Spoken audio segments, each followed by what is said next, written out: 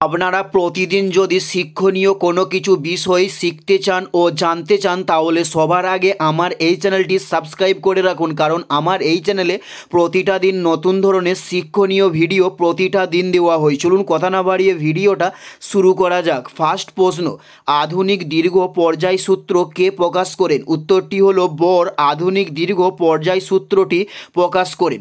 Next প্রশ্ন, কোষ শব্দটি প্রথম ব্যবহার করেন কে? উত্তরটি হলো রবার্ট হুক কোষ শব্দটি প্রথম ব্যবহার করেন। উত্তরটি হলো রবার্ট হুক কোষ শব্দটি প্রথম ব্যবহার করেন। উত্তরটি হলো রবার্ট হুক। নেক্সট প্রশ্ন, 1907 সালে স্যার কার্জন উইলকে কে হত্যা করেন? উত্তরটি হলো এম.এল. ধিংরা 1907 সালে স্যার কার্জন উইলকে হত্যা করেন।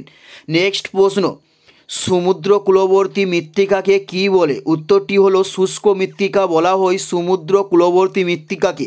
উত্তরটি হলো শুষ্ক মৃত্তিকা বলা হয় সমুদ্র কূলবর্তী মৃত্তিকাকে।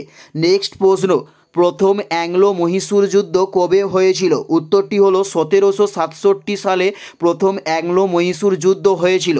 উত্তরটি হলো 1767। নেক্সট প্রশ্ন, অ্যান্টিকোটিকা ফ্যাক্টর হলো কোন ভিটামিন? উত্তরটি হলো ভিটামিন ডি অ্যান্ট্রোকোটিকা ফ্যাক্টর।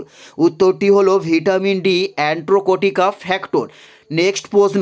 নেক্সট প্রশ্ন হলো বিশ্বের দীর্ঘতম নদী কোনটি? উত্তরটি হলো নীল বিশ্বের দীর্ঘতম একটি নদী।